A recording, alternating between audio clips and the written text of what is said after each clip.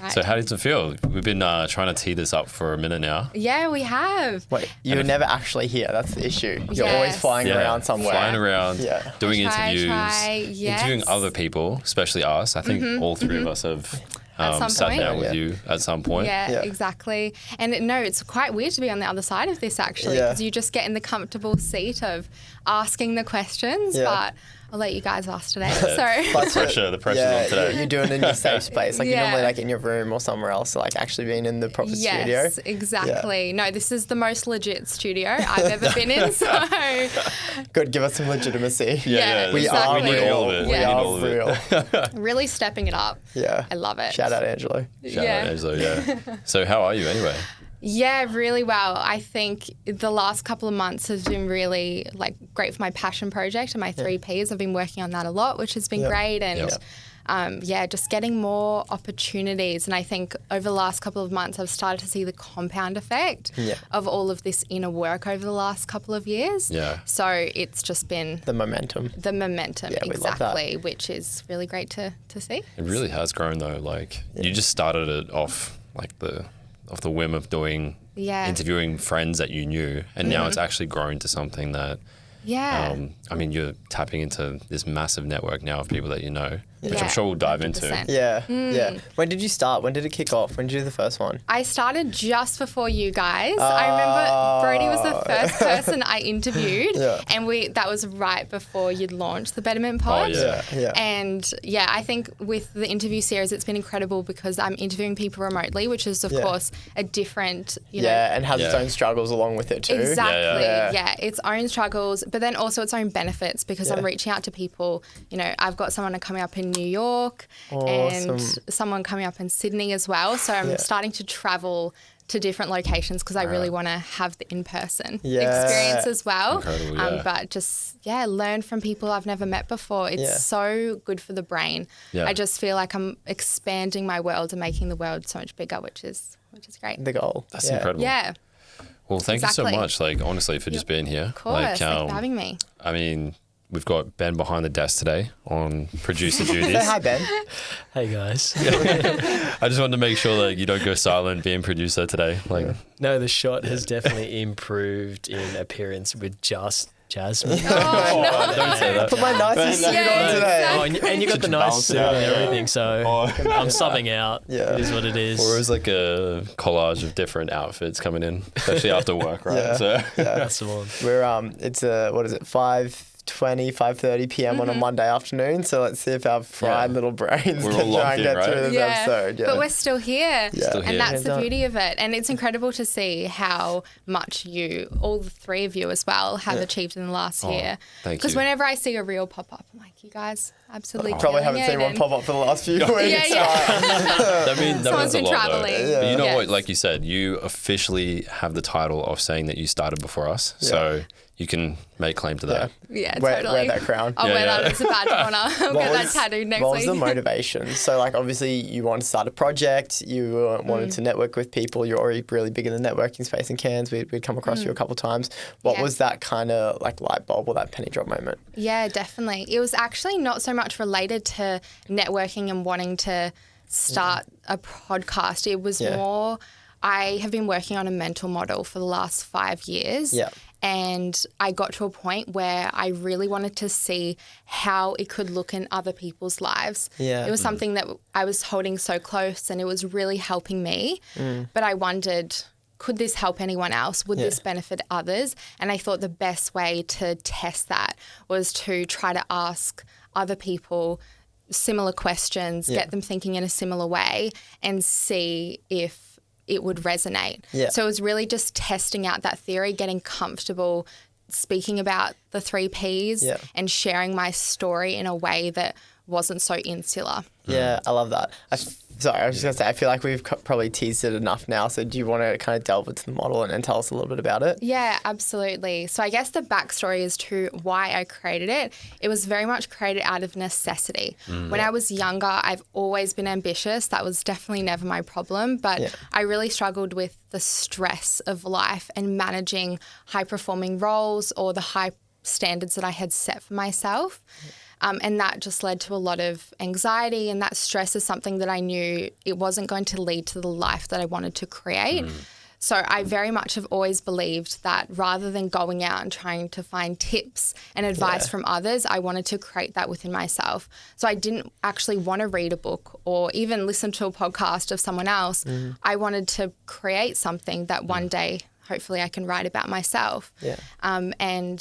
Years of trial and error. I started with Life Score, and that was great in theory, but it didn't work. It was micromanaging my life, which had an opposite effect on the anxiety. And then over time, I knew that I was still searching for an answer.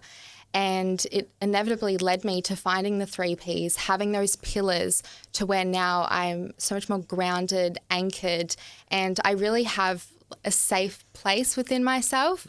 Whereas before I was very much floating with the wind and trying my best and always ambitious, but just didn't really have that home and that place to come back to and to be sustainable. So that's why I created the 3 Ps. I love that. So what did that first sort of version look like then? And how did it sort of come into fruition of you actually creating the 3 Ps? Yeah, Was it something that you had seen a prompt or something, or you were sort of already journaling? Like, how did that come about? Yeah, wow. I haven't thought about this in a while, so it's good to go back to the memory lane. How that started was, I remember at the time I was doing a meditation workshop. So I was living down in Melbourne, working full time, and I would go to this meditation class for about an hour and a half.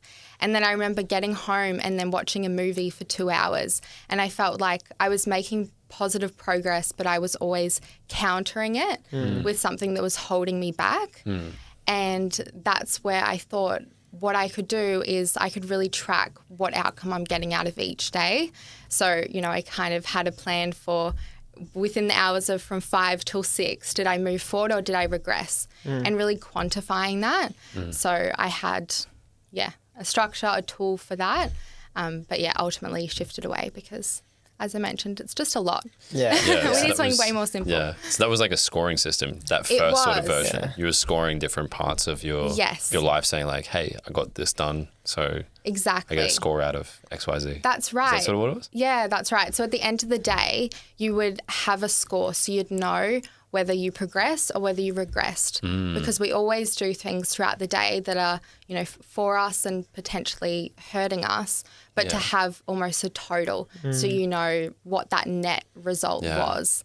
So that was my idea, and that's what I worked with initially, and I can see why you sort of said that could create a lot of anxiety as well. Because then if you don't have like a really good self-awareness of, you might even be telling yourself that you're regressing. And maybe you did actually do a good job that day. That's right, exactly. So what did the new version that you've been obviously sharing with people and getting out into the world, what does that 3 P sort of look like? Yeah, absolutely. So it's broken up into 3 parts. The first is the philosophy. So that's really around getting our mindset right. A few key principles: trust the universe, glow with gratitude, grow with goals.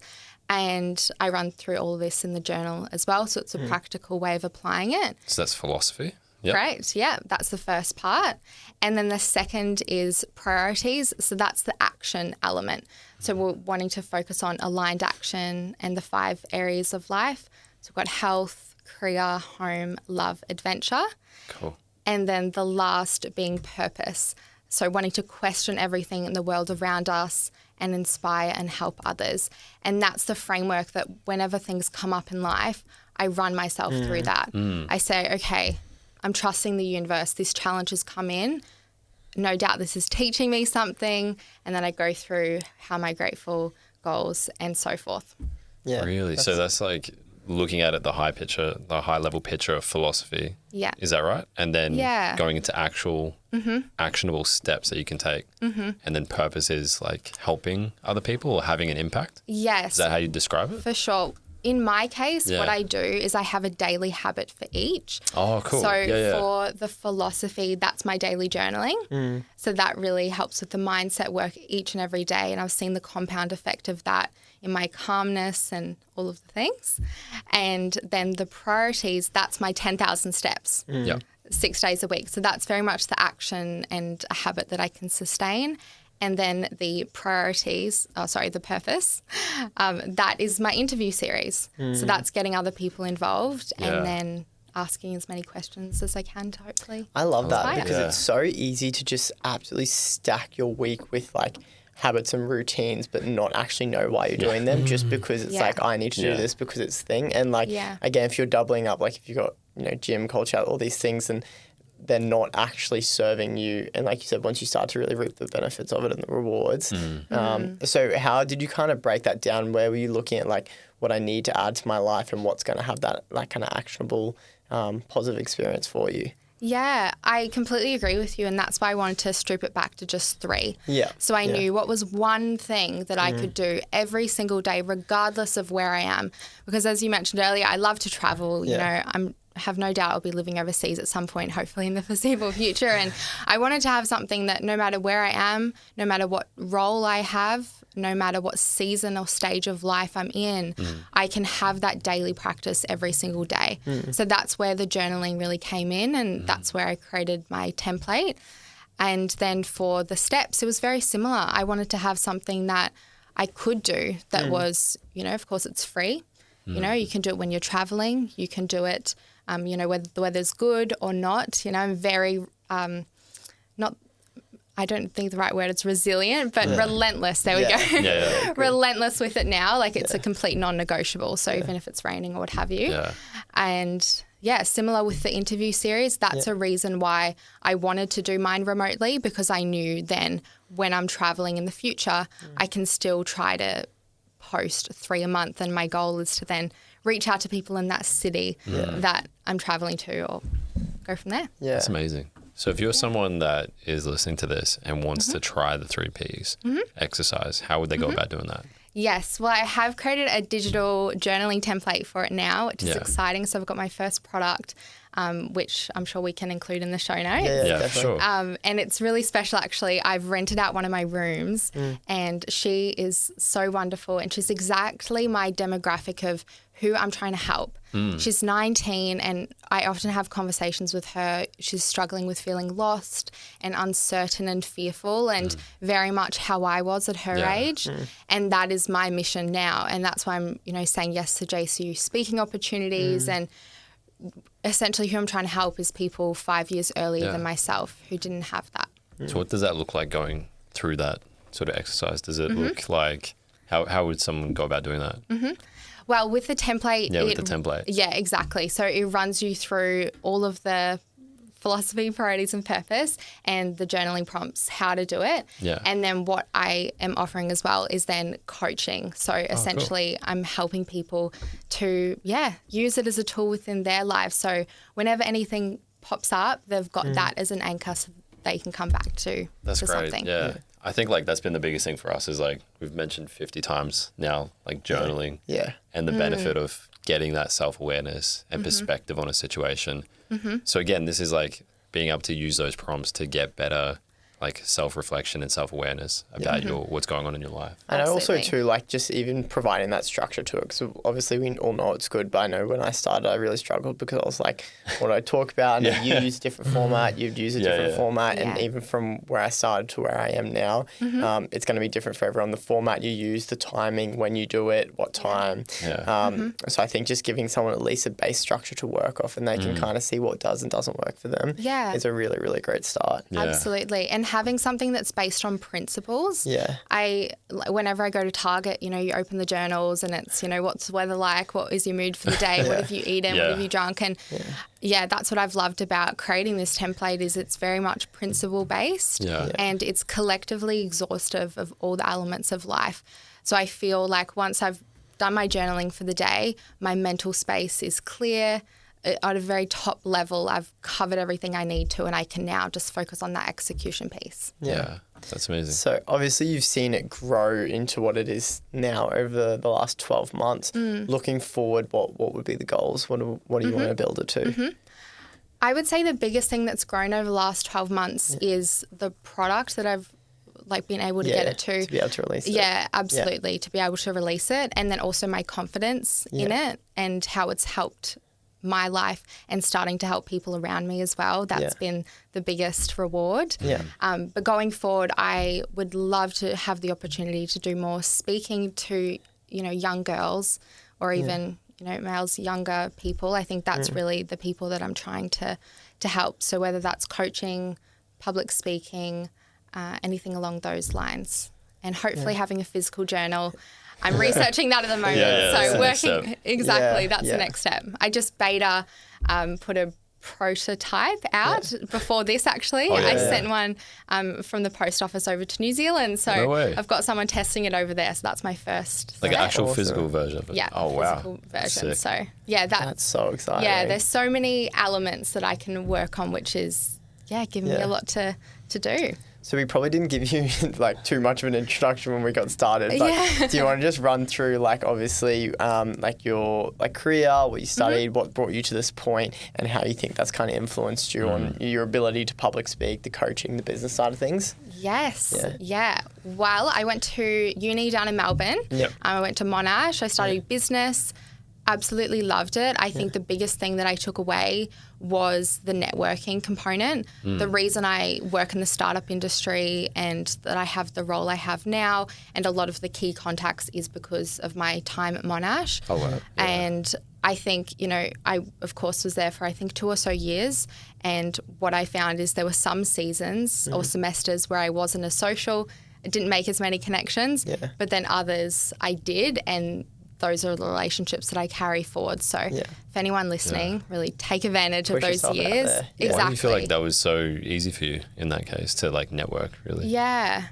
It's always been a strength of mine, I think. I've just always been ambitious and confident. I think obviously when I was younger, a lot of that confidence was, like unfounded because, I was young, like I had no experience. But I've just always thought, if someone else can do it, there's no reason why I can't. And just wanting to be that creator role, It's so crazy. Like I've spoken about this before, like when you're a teenager, you're either like cripplingly like insecure or like just so confident for absolutely no reason. And it's so funny. Like even like we've spoken about confidence a few times, and like the thing we keep coming back is like having that evidence that you can or do what you say you can do or whatever, which you actually have the evidence to do now. But what was little Jazz thinking? Where was that confidence coming from? Yeah, and it's a really good point because there were seasons where she had all this confidence and then she went out into the real world and she got knocked back a few times. And it's, taken a few years to be like, regain that confidence within myself. And as, I'm glad to finally be here, but the last couple of years, it's been a lot of work.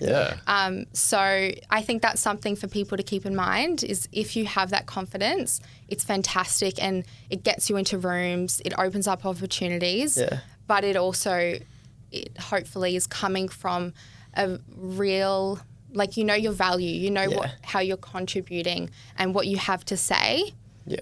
Because, otherwise you don't want the real world to say, okay, well, you've got the job, now what? Do you know how to be a CEO or whatever? You really got to know what to do. I think there's such a misconception as well too with like the ethos around networking. It sounds very like transactional, which like I think all of our experience has been the complete opposite. It's just a great opportunity to learn more about someone and kind of educate yourself on what they're experts in. So I think kind of changing that perception of what network actually is kind of removes the need to be like absorbently confident because you're just going in to kind of learn about someone. It's not, kind of boasting about who you are. 100%. And that's interesting as well, I found with the interview series is, of course, it's very common. We all want to have 20 minutes or an hour with people that inspire us, people who are much further along in their careers. However, I found that by having a project and you'll then have the opportunity to ask them to get involved with that, I have gotten to spend hours with people I perhaps otherwise wouldn't have. So it could very well be, you need to create some type of project where you're adding value to them, but as you said, all we're trying to do is learn from one another. And it's a very genuine way of getting to know people, but it's you requiring yourself to put yourself out of your comfort zone and, really be someone of value so that they can have that opportunity to give you that time.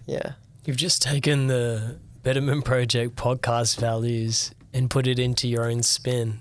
Because that's what, I suppose that was the reason why we did everything, right? We created this project where it was to learn from others. Yeah. And it was giving value to us, but we just did it through the mode of podcasting. Exactly. That's right. And when they see you've reached out, they can see that you're putting in the time, the effort, you're mustering that courage and that skill.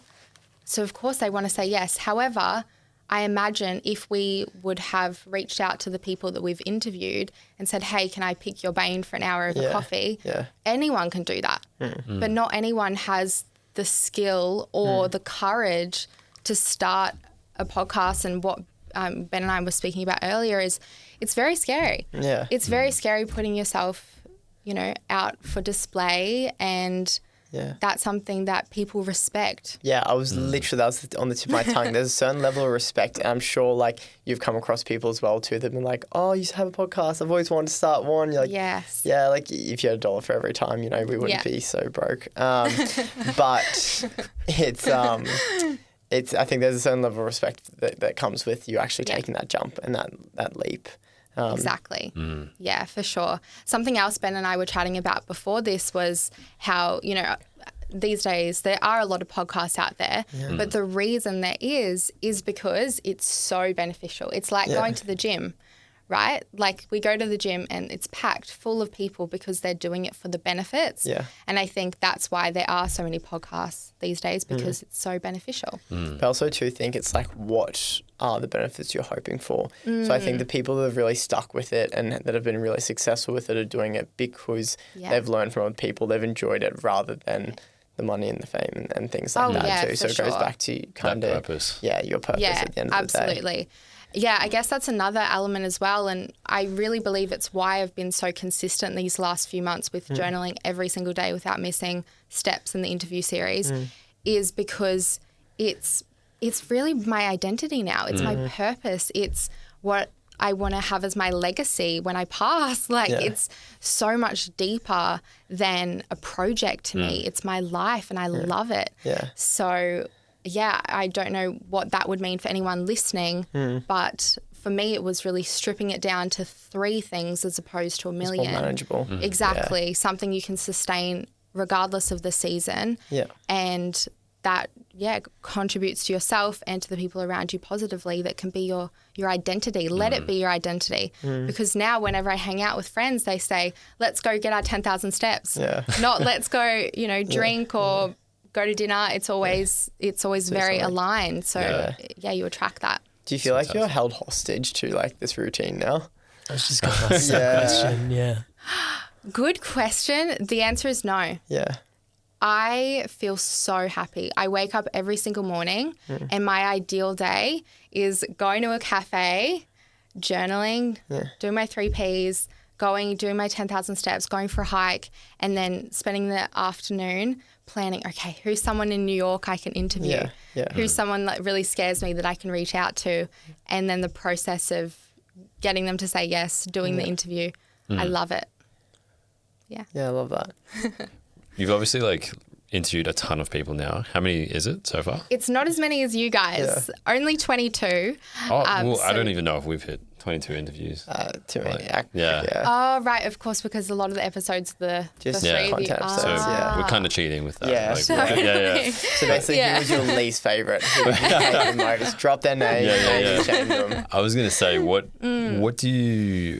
been your experience with rejection? Because you obviously said you're mastered with networking, which does take a lot of courage, and you get rejected sometimes. Yes. And you've been reaching out to people now to try and do these interviews. So what's been your experience with rejection around the 3 Ps? I love this question because when I had Cam on my interview, that was the question I asked you. Yeah.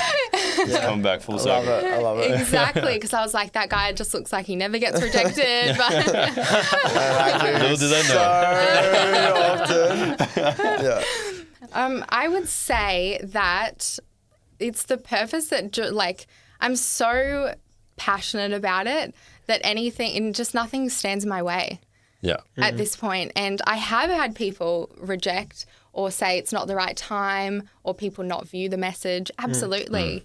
But I just go back to the playlist. It's a numbers game. Yeah, absolutely. And I look at all the people I have interviewed and all the people who have said yes. And when I look back on my life, that's all I remember is all the ones I've I've interviewed them. Do you feel like you're just unfazed as well? Like if someone says no, or like they're like maybe next. Yeah, that too. Yeah. Do you reckon you're like, it doesn't really bother me because I understand like they're just not ready to do it at this time, or maybe they don't want to do it. Like, it doesn't really bother you? It does depend on the person, I would say. Sure, yeah. It depends on how cold the outreach is. If it's someone that I've been really aspiring to be like for a long time, or I'm really inspired by, then I'm just trying to think of some specific people. I think circumstantial. Yeah, I just never take it as like a no. It's just like a not right now. Yeah, and they could blatantly say no, but it's just like it's just part of the game. Totally. You just kind of keep going until you get that yes. I think, especially like in our case, it really is just a numbers game of like, it's not changing our outcome. No, like it's just. We wanted to get this person. Like, I feel like just even your pitch and how you bring it to someone now is completely different into how like you first asked the person. Because it almost becomes a bit of a sales bit. Like you started with it and like you kind of could be a little bit nervous or struggling to communicate the value proposition, the return on interest for them. But then once they kind of see your track record and you know people are loving it, then I guess it kind of gets easier to sell it. Absolutely. And the other element to that is we're asking so much of people to get them onto our project. And even like I'm a confident person, I've done a lot of interviews, but coming into here, this is quite intimidating. You guys have got all the setup and asking all the someone, gear, no idea, baby. But asking someone who's not confident, you know, or they might be an expert in their field, but they may not be an expert in public speaking or presenting or what have you. So I always have that in mind as well. It's actually, people get really nervous. And I've had multiple people say that they're too nervous to do something like that. It's scary. So that's something I always keep in mind. When I'm trying to put myself in their shoes, if someone asked me to sit down and speak about like something I'm like truly, truly passionate about for an hour of my time and just be like completely like devoted, I can't see how you turn it down. Like that's just from my perspective. I always feel like when we first started, I was like, oh, like the there's an imbalance in the value that we're getting from this. Like obviously we're getting this amazing, interesting person and it all felt like take. But then from their perspective, like you're having 3 people question you that are like genuinely so interested in what you do and are just as passionate, like that would be the best feeling in the world. Definitely. You know what you should do? Snippet that and put it in your sales pitch when you're in here. That's what I was thinking while you recorded that part. Hey, do you want to timestamp that? So many hands. I'm floundering here. This is so overwhelming. There's like a DJ in the back. It's got 50 buttons right now. You only need to press 3 of them. Okay.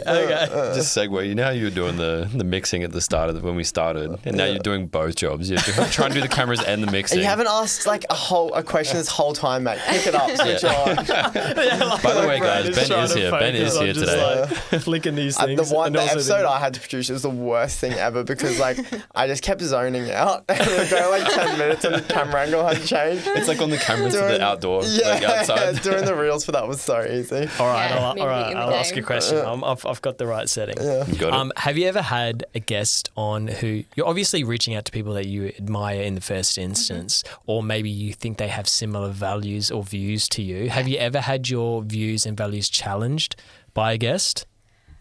I have, in the way of, how do I say this? Without saying it. Yeah, without saying anything. very political answer. Precisely. Okay, I will share one little story. It's nothing too crazy, but I think it is hopefully helpful. And I did have one instance where I interviewed someone who very much from a public profile emphasised kindness and being inclusive and just all the good things, being a very good person. And I'm not to say that this person is not a good person at all. It's more just I was surprised by the energy of the conversation. It felt like they didn't want to be there and they felt superior Yeah. a little bit. There was that superiority. We've had that before. We've spoken about that. Yeah. Okay, yeah. Some people's vibes can be off. Yeah. And they might be nervous as well. Yeah. And it might just be that day. Exactly, 100%. And I think, you know, why I'm happy to bring that up is because it taught me a lot. It taught me that not every interview is going to go the way that you expect, and that's okay. Yeah. And also you want to, you know, reach out to people that maybe have a conversation with them beforehand. That's what I've started doing is I'll give them a call if I've never met them. Just do a vibe check. Yeah. Vibe check is important. Yeah. So that's something I took away from it, and I'm glad that I had that interview. But yes. No mistakes, just lessons, hey? Yeah. Exactly. Yeah, absolutely. Still taught you something. And we love ambitious and humble people. Yeah. And I think that's who I'm trying to attract with it is, you know, all similar to you three. You're all ambitious, but you're down to earth. Yeah. And that's my favourite thing about myself, and that's the kind of people that I want to be associated with. Yeah. I think it's such a delicate balance as well too. Yeah. And it can all go to perception as well too. Yeah. Like, you know, one person can say you're confident, the other one can say you're egotistical. So always going to depend on how you frame it. Definitely. What would you say to someone that you said your target demographic is around that young adult? Yeah. I feel like that's such a big thing in like people our age is like feeling lost. I think we've all sort of gone through that experience of feeling lost, especially like around 18, 19, maybe even older as well. And you just feel lost about what you're doing. So how do you sort of guide someone that is going through that into finding what might actually be something that they enjoy or want to pursue? It's very cliche, but it's true, and it's exactly what I do every single day. It's bringing the 3 Ps into your daily mental mindset and your thinking. Like whenever anything happens, run through that framework, and at the start of the day, run through that framework if you don't have the journaling template. And what I found is the compound effect of that, it's shaped it and molded my brain in a way that it wasn't previously. So that lost feeling, I find that lost feeling is when we've got a million options where things feel overwhelming and all-encompassing. And with this, it's very much stripping back what your top thoughts are and making sure that they're aligned. So that's something that I do every day today, and it's really helped with that. That's massive. Like you're getting so much clarity around what you're trying to achieve. Yeah, clarity, because we live in a world that is, you know, just so distracting and so overwhelming. There's a million things we can do, we can see, we can buy, and to just have a compass within yourself, a simple compass that can be your anchor. Yeah. Regardless of if you become a policeman or a lawyer or a doctor, just to have something inside that you can run through has been a game changer for me. Yeah, 100%. I think even when we were touching on before about like anxiety and things like that, like obviously the worst part about that is having your mind just, you know, race a million miles an hour. So having that framework to kind of bring things back, slow it down, and kind of cut back to the root of things to actually start achieving some progress on each issue. That's right. Yeah, because something happens, something triggers you, and stimulus. Then, you know, you start very much saying I am statements, like this is bad, I am bad, like those types of negative spirals. And that's what I then use. Okay, question everything. What if I'm wrong? Yeah. What if this wasn't the end of the world? Yeah. What if like 99% of the time it is. Exactly. Yeah. And even saying that now, like in a very minute mini way, by me saying I am bad and then putting a question on top of it. What if I'm not? In that little moment right then, I felt my energy shift and change, and I'm manipulating my energy to where now, after going through that framework, I feel that bit better and light. I'm like, oh, I can conquer the day in the world. So my question was, do you think that as you go through the stages of life that it could change the structure of your 3 Ps, or do you think you're fully set on the format as it stands now and it will just serve you at 35-year-old Jasmine, 45-year-old Jasmine? Great question. Personally, I hope all of the work has got it at a place where it's locked and loaded. However, based on the last 5 years, I would tell you that it's consistently evolving and potentially as it should. We are evolving as humans. So yeah, potentially it will, but I hope that I've got this thing. It's gone through all of the circumstances up until this point, these 25 years of life. And that would give me a lot of peace if I can take it with me from here. Yeah, and also too, like you've designed this framework for, you know, your experiences, and you said your main audience of people within the last 5 years of your life as well too. As you enter the next 5-10 years, you might find different frameworks as your priorities and motivations change as well too. I guess stay tuned. Yeah. Chat to me in 5 years, in 10 years. The return guests that we're booking in 15 years exactly, from now. 15 years. Yeah. Schedule it in. We'll send you a calendar invite. Yeah. If we even have calendars by then. Yeah. I feel like yes. AI would have taken over. Like, you just don't know. Yeah. That's one thing I haven't questioned myself. Will AI take away my 3 Ps? Will it make it like, I don't know, but for now we're good. Yeah. Just ask the AI what you feel today. Yeah. Exactly. I was gonna say, this is gonna be a interesting question. You're obviously very into self-development, much like us. Yeah. What do you feel is an area or something in self-development that you feel is overrated or overhyped? Ooh. I would say trying to do all the things. Yeah. Like, and I know this is counterproductive because we both host podcasts, but I would say, consuming other people's ideas is overrated. Yeah. Be the person for yourself that writes your own book as opposed to reading someone else's. Put yourself in that creator seat. I think it's always a really good starting point to either use knowledge or someone from up, but you get to a point where I remember when Ben was saying at the beginning of the year, you were being really careful just about what you were consuming and making sure you just weren't consuming any and everything. It's before you had 5 Instagram accounts and 3 TikTok accounts. Then you took action.